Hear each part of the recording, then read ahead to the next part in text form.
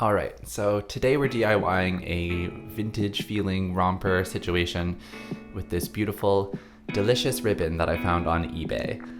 I thrifted a pair of shorts and a t-shirt in matching navy colors, and when you tuck them in, voila, a kind of romper. The shorts are slightly darker, but no one will know unless any of you spill the beans. This is me deciding where to place the ribbon on my chest, and this is me stabbing my sternum. I'm very intelligent. So for the shirt, I'm going to be trimming across the chest as I've marked, and then I'll also be going down the shoulder seam. At the end of each ribbon, I opened a seam in the armpit to tuck the ribbons through so I could cleanly hide the ends and stop it from unraveling.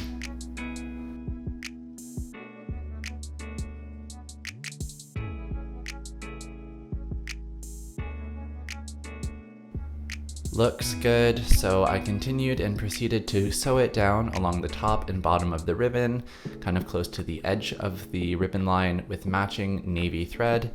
But we learned something. The knit of the shirt is stretchy, but the ribbon is woven. So even though I was careful, everything wanted to bunch up, as you see here. Not so good. I redid it with extra pinning, taking care not to stretch the shirt at all as I pinned. This was actually kind of time consuming, and I sewed it equally as carefully and finished by closing up the openings in the armpit, folding the ribbon under itself to stop it from unraveling. And finally, it actually looked good, but for real this time.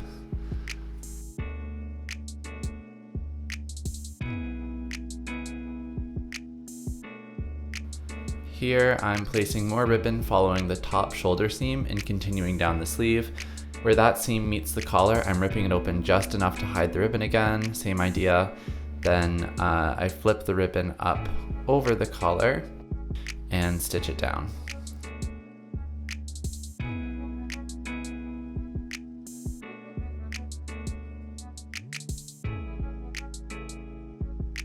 Once that was attached, I still had to close up the hole I had made, which I did by hand stitching after a couple failed attempts with the machine.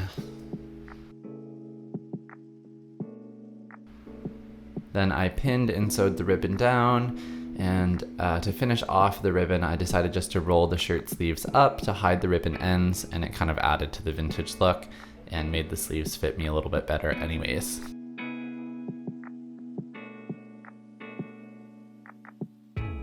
I decided that the shorts could fit better. They didn't really do the booty justice, so I ended up going the easier route and taking in extra fabric around the crotch seam, blending my stitches into the original leg seam.